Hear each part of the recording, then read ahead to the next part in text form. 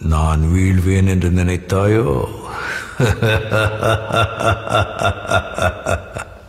கடந்த 10ஆம் தேதி வெளியான பேட்டை மற்றும் விசுவாசம் படங்களில் பேட்டை படம் மிக பிரம்மாண்ட வெற்றி பெற்று வசூலில் ஒரு புரட்சியே செய்து வருகிறது. அதுபோல விசுவாசம் படம் தமிழகத்தில் மட்டும் பெரிய வெற்றி பெற்றுள்ளது. இருந்தாலும் வசூலில் ரஜினி அவர்களின் பேட்டை படத்தின் பக்கத்தில் கூட வர முடியவில்லை. இது உண்மை. இப்படி இருக்க வெளிநாடுகளில் பேட்டை மற்றும் விசுவாசம் கலெக்ஷன் ரிப்போர்ட் தற்போது வந்துள்ளது.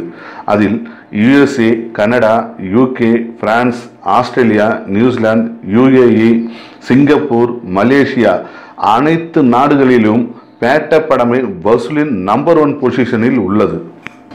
அதாவது 11 நாளின் முடிவில் அனைத்து நாடுகளிலும் இரு படங்களின் மொத்த வசூல் விவரம். பேட்டை படம் இந்திய மதிப்பில் 70 கோடி வரை வசூலித்து உள்ளது 11 நாளில். அடுத்து விசுவாசம் படம் வெறும் இந்திய மதிப்பில் 33 கோடி மட்டுமே வசூலித்து உள்ளது. இது அதிகாரப்பூர்வ தகவல்.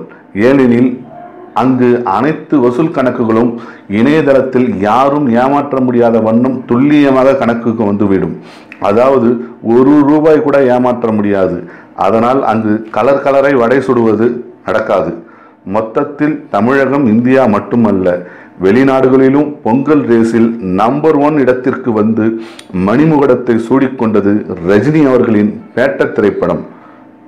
மொத்தத்தில் பொங்கல் ரேஸில் பின்னர் பேட்டை திரைப்படம் என்பதை சந்தோஷமாக மகிழ்ச்சியுடன் கூறிக்கொண்டு விடைபெறுகிறேன்.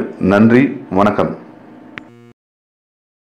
இந்த நிகழ்ச்சி உங்களுக்கு பிடித்திருந்தால் உங்கள் நண்பர்களுக்கு ஷேர் செய்து புதிதாக எங்கள் சேனலை பார்ப்பவர்கள் சப்ஸ்கிரைப் செய்யும்படி அன்புடன் கேட்டுக்கொள்கிறோம். நன்றி, வணக்கம்.